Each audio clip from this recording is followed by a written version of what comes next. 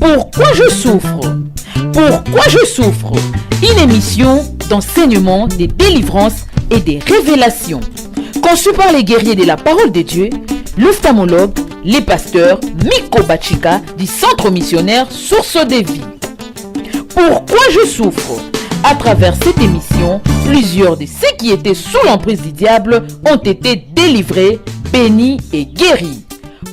Et oui, très chers téléspectateurs, bienvenue à votre émission Pourquoi je souffre, une émission des révélations et des délivrances, une émission du centre missionnaire Source de Vie, dirigée par le visionnaire, les pasteurs Miko Bachika.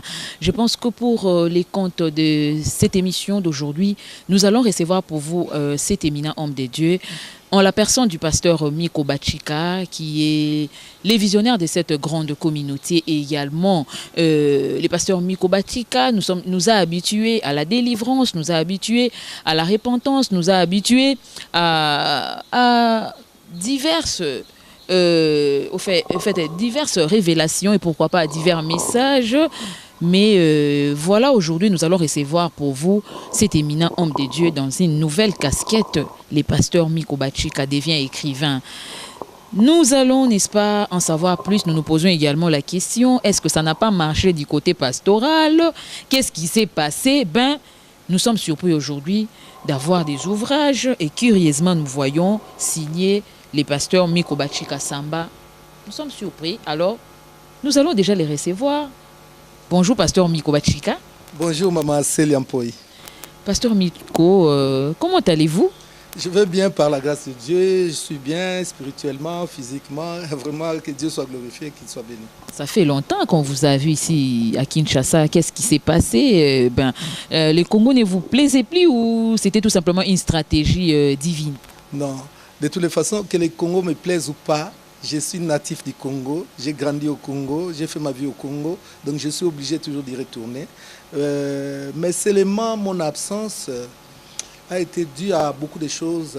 J'ai beaucoup travaillé, comme j'ai un slogan que j'ai dit toujours, silence, on travaille. Donc quand on travaille beaucoup de fois, ça ne sert à rien de faire des bruits, hein. Ce qui compte, c'est les résultats. C'est pour ça que j'ai un peu disparu, mais je suis là, j'ai travaillé, comme tu as parlé tout à l'heure, tu as parlé des livres, donc je pense qu'on en parlera encore. Voilà, on en parlera, nous pouvons quand même faire quelques pas. Pasteur Miko, comme je l'ai dit tantôt, nous sommes habitués à vous suivre dans des prédications, dans des services de délivrance et dernièrement, nous avons suivi une grande retraite à Paris. Mais curieusement, vous devenez écrivain. Qu'est-ce qui s'est passé? Si aujourd'hui j'écris, ce n'est pas par ma volonté, mais c'est la volonté du Seigneur, puisque le Seigneur m'avait ordonné d'écrire. Ça fait plus de 10 ans que je devais écrire, mettre les enseignements qu'il m'a donnés, les révélations qu'il me donne à chaque fois, que je devais le mettre par écrit, mais je n'ai jamais eu le temps.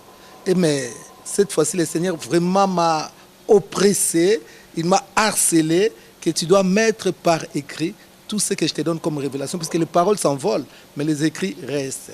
C'est pour cela que j'ai commencé déjà par ces lots à mettre par écrit ce que Dieu me donne comme révélation. Donc vous avez compris. Des fils, des enfants de Dieu, des serviteurs de Dieu, puisqu'ils sont des manuels qui peuvent servir à la délivrance et à l'édification. Donc je les mets vraiment au service des enfants de Dieu et aux hommes de Dieu aussi. Voilà, ce sont des ouvrages qui sont là pour l'édification de l'Église corps du Christ. Donc vous avez compris que le pasteur Miko Bachika n'a pas changé tout simplement des visions ou des casquettes. Il reste et restera homme de Dieu, mais tout simplement, il va mettre par écrit tout ce que Dieu est en train de lui donner comme inspiration.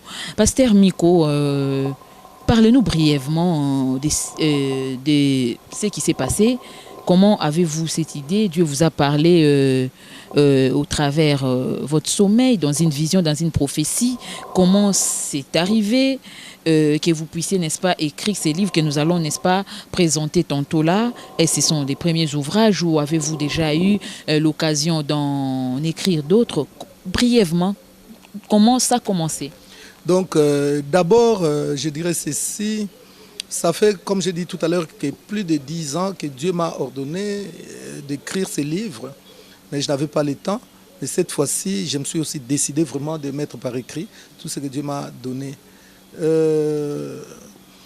Je voudrais... La question, c'était quoi? J'ai oublié. Oui, la question, on voulait tout simplement savoir, on pense bien que toute chose a un début, a quand même une historique. Comment vous êtes devenu écrivain?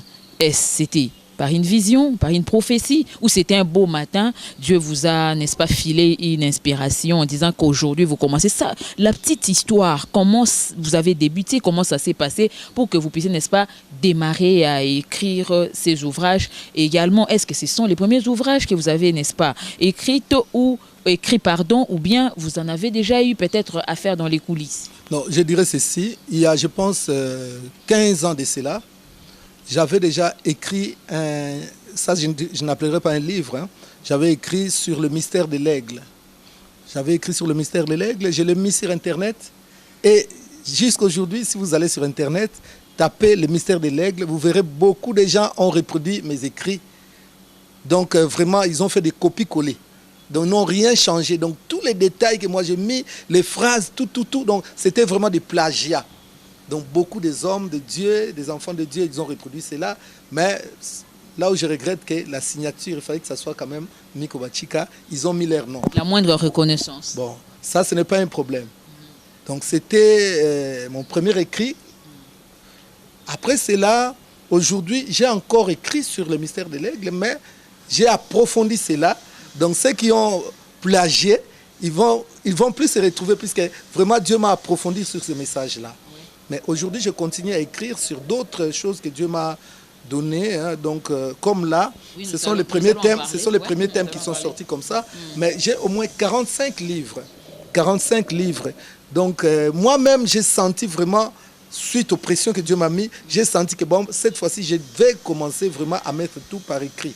Puisque j'ai reçu des messages de partout, les gens des États-Unis, les gens de Kinshasa, les gens du Cameroun. Pasteur, le message que Dieu te donne, tu dois le mettre par écrit. Donc c'était Dieu qui parlait en eux. Alors c'est ça, je me suis mis au travail. Oui, vous vous êtes mis au travail, Pasteur Miko, et je pense que nous avons devant nous deux ouvrages. Et le premier, c'est Vaincre la puissance de la sorcellerie. Pasteur Miko, je me dis Vaincre la puissance de la sorcellerie. Pourquoi avez-vous choisi ces thèmes, Vaincre la puissance de la sorcellerie? Vous avez vous-même été sorcier ou pourquoi avez-vous seulement pensé à écrire sur Vaincre la puissance de la sorcellerie? Ce n'est pas par hasard que j'ai écrit ce livre en premier avec ce thème-là, Vaincre la puissance de la sorcellerie. Puisque la sorcellerie, c'est un fléau qui détruit le monde. La sorcellerie, vraiment, c'est en expansion partout dans le monde entier. Je vais te dire une chose. Quand moi, je suis allé en Europe, il n'y avait pas beaucoup de monde. Et il n'y avait pas vraiment... Il y avait la sorcellerie, mais c'était difficile pour voir un sorcier ou quelqu'un se repentir de sa sorcellerie. Mais aujourd'hui, la sorcellerie en Europe, c'est comme ici à Kinshasa. Des fois, ça peut même être plus. Donc, c'est vraiment un fléau. Ça détruit le monde, ça détruit la société, ça détruit les nations, ça détruit les églises, ça détruit, bref, l'humanité. Ça détruit les mariages, ça détruit tout. C'est pour ça, vraiment, j'étais touché. Par rapport aussi à mon expérience ministérielle, je me suis dit que bon, il faut que j'écrive d'abord sur la sorcellerie. Comme ça, le peuple de Dieu vont avoir la révélation et ils sauront c'est quoi la sorcellerie. Puisqu'on parle de la sorcellerie aujourd'hui, oui, la sorcellerie. Oui. Ça devient mais la tout simplement de la sorcellerie, les gens ne le savent pas. Donc c'est pour ça que j'étais vraiment touché. La question que tu m'as posée, tu n'es pas la première personne. J'ai déjà eu des gens qui m'ont posé la question, est-ce que pasteur, tout ce que tu parles sur la sorcellerie, c'est comme si toi-même tu étais sorcier. Oui. Est-ce que tu étais sorcier? Non, je n'ai jamais été sorcier. Si je l'étais, j'allais le dire. Puisque aujourd'hui, je témoigne de ma vie passée, je les mets à la place publique, puisque comme je suis aujourd'hui dans le Seigneur, un serviteur de Dieu, je n'ai plus de secrets. Donc, je n'ai jamais été sorcier, mais c'est seulement la sorcellerie. C'est seulement la révélation que Dieu m'a donnée. Je prends l'exemple de Paul. Paul parlait de certaines choses. Mais comment est-ce qu'il a su ces choses? Lui-même, il dit que Dieu me l'a révélé. Donc, Dieu peut révéler à chacun comme il veut. Hein?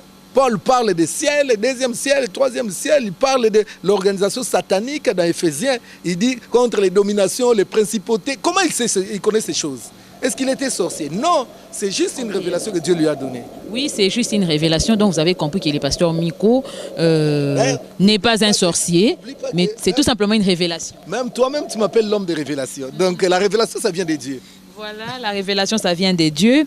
Je pense déjà que pasteur Miko, ses livres, nous pouvons un peu connaître comment est-ce qu'il est réparti, en combien de chapitres, un peu rapidement. Et puis, au fait, quelles sont les grandes lignes, hein? Je pense que nous n'allons pas dévoiler parce que le peuple des dieux doit, n'est-ce pas, se faire les leaks là dès s'en procurer. Donc, vous devez vous en procurer, mais nous pouvons quand même connaître quelles sont les grandes lignes de ces premiers ouvrages, parce qu'il y en a deux. Nous allons, n'est-ce pas, tout à l'heure là parler du deuxième, mais les premiers livres, quelles sont les grandes lignes? Vous pouvez quand même montrer, oui. Le premier livre sur... Comment vaincre? C'est intitulé « Vaincre la puissance de la sorcellerie ». Oui. Donc déjà, nous devons comprendre que nous n'exposons pas seulement la sorcellerie, mais nous donnons aussi les remèdes. Comment vaincre cette puissance-là? Puisque c'est une puissance... Vous pouvez montrer, vous pouvez retourner, voilà l'ouvrage. L'ouvrage, oui, à l'intention de ceux qui nous suivent. Comment vaincre la sorcellerie? Oui, vous étiez en train de dire, nous pouvons un peu savoir... Donc, en grosso modo, puisque nous avons vraiment étalé la sorcellerie, l'origine de la sorcellerie, comment ça peut entrer dans la vie d'une personne, comment ça peut détruire une famille, une nation, un foyer. Nous avons aussi donné des signes pour savoir telle personne est dans la sorcellerie ou pas. Donc, nous avons parlé de beaucoup de choses. Et à la fin, nous avons parlé de remèdes maintenant. Comment vaincre cette puissance de la sorcellerie? Alors, à la fin, tout au fond, vraiment, nous avons aussi mis quelques points de prière. Il y en a beaucoup. Oui. Il y en a beaucoup, je pense. Oui. On a 88 points de prière pour aider les gens à pouvoir... Puisqu'il y a des gens qui ne savent pas comment prier.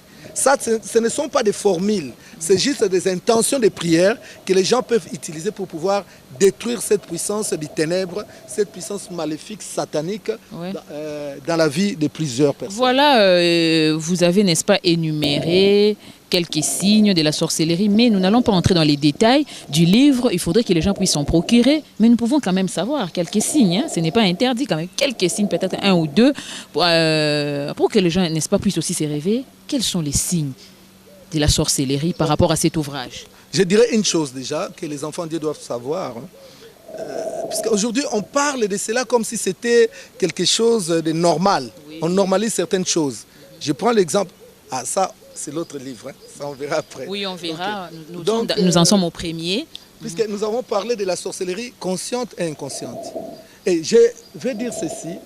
À chaque fois que tu vois dans ta vie, tu forces les choses ne marchent pas.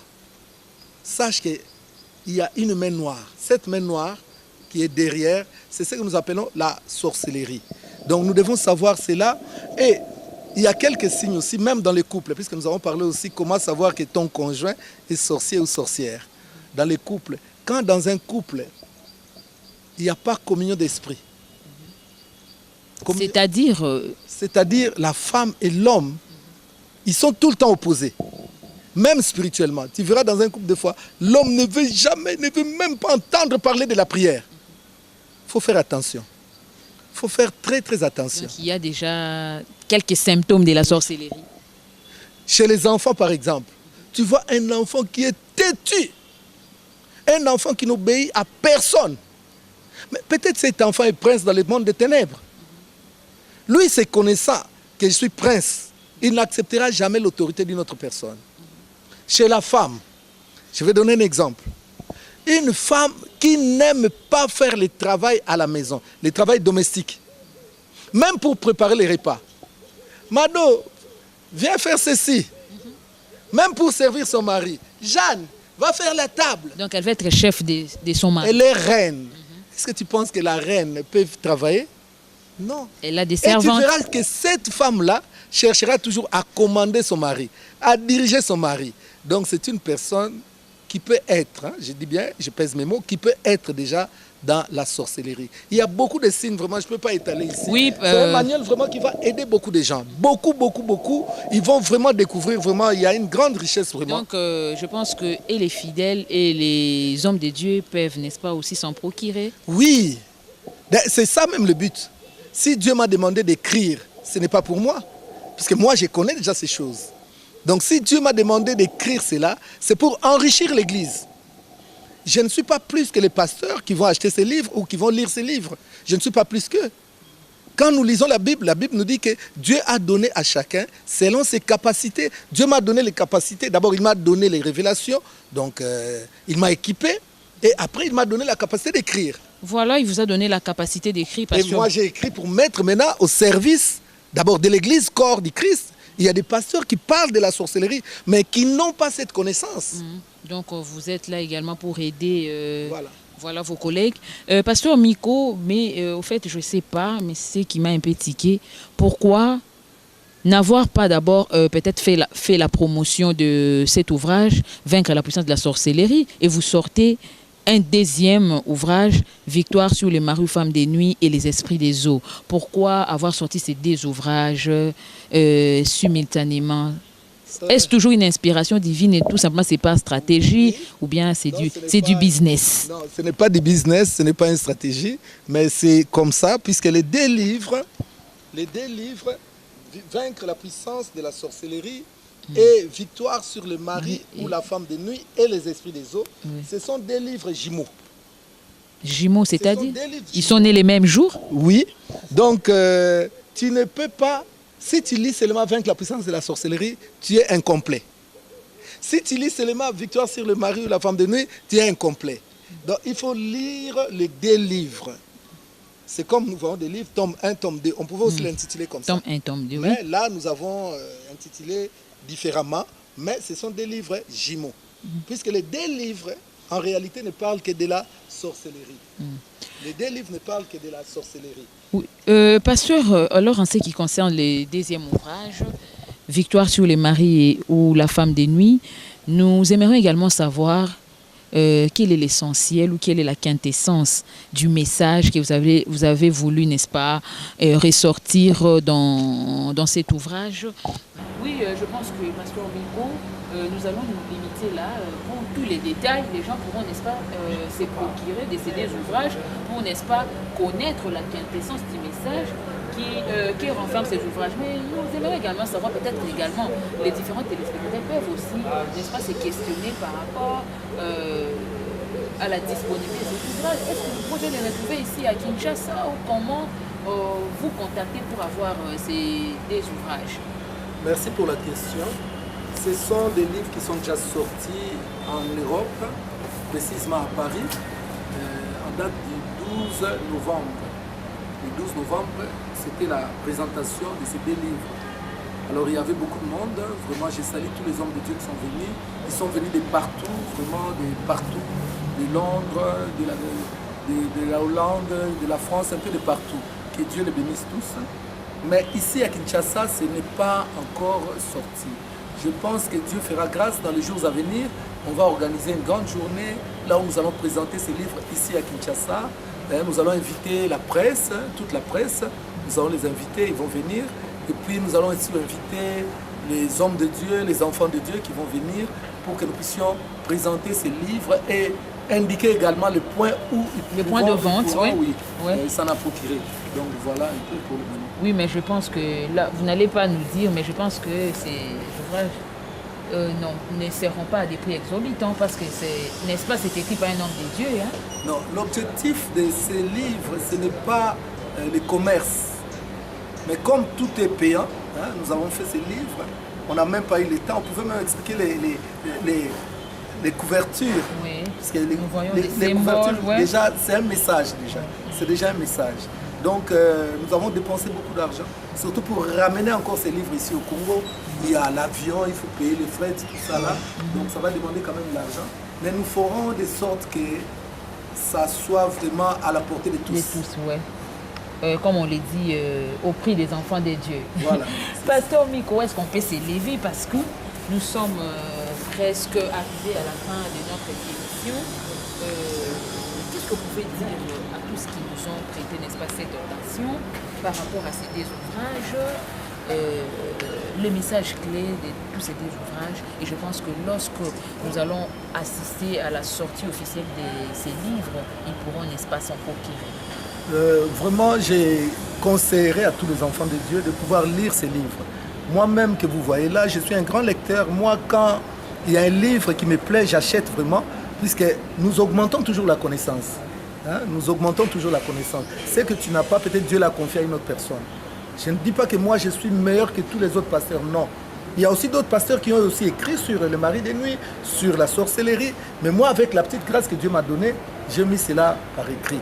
Donc, achetez ces livres, vraiment, je pense que ça va vous aider.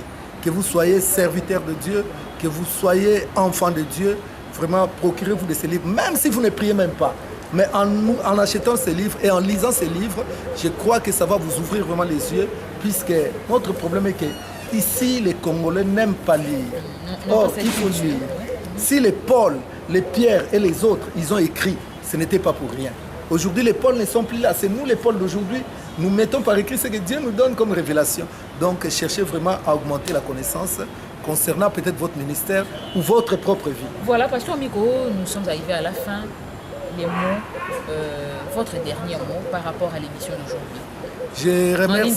Je remercie tous les hommes de Dieu, comme j'ai dit tout à l'heure, tous les hommes de Dieu qui m'ont honoré en venant vraiment pour la présentation de ce livre à Paris, notamment le prophète Aaron Kimbati de Londres, le docteur Erico Ricardo de l'Angola, qui est aussi à Paris, l'évangéliste Kiziamina Kibila Jean Oscar, qui était également là, et tous les autres hommes de Dieu, l'apôtre Philo Liziba, l'évangéliste Blaise Pangou, l'évangéliste Liliane Bachika, et mes enfants spirituels, les pasteurs Luseko, Aimé, Nsibou, prophétesse Annie Bachika, vous tous, que Dieu vous bénisse, ainsi que tous ceux qui m'ont aidé pour la réalisation de ces livres. Voilà, merci beaucoup, très chers téléspectateurs.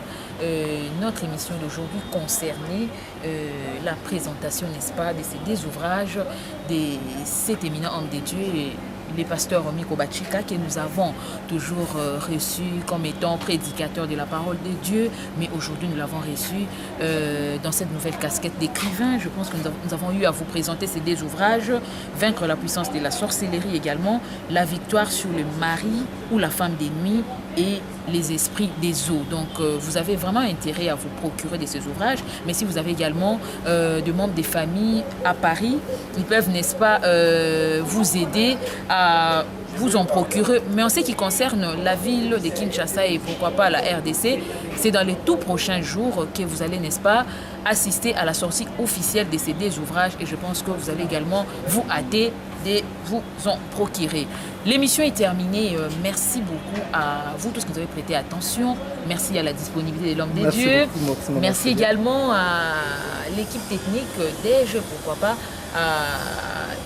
également à ma consoeur Élisée Bachika, et pourquoi pas aussi à Ixin, et également à l'évangéliste Liliane Bachika, et sans oublier la prophétesse Salomé Bachika.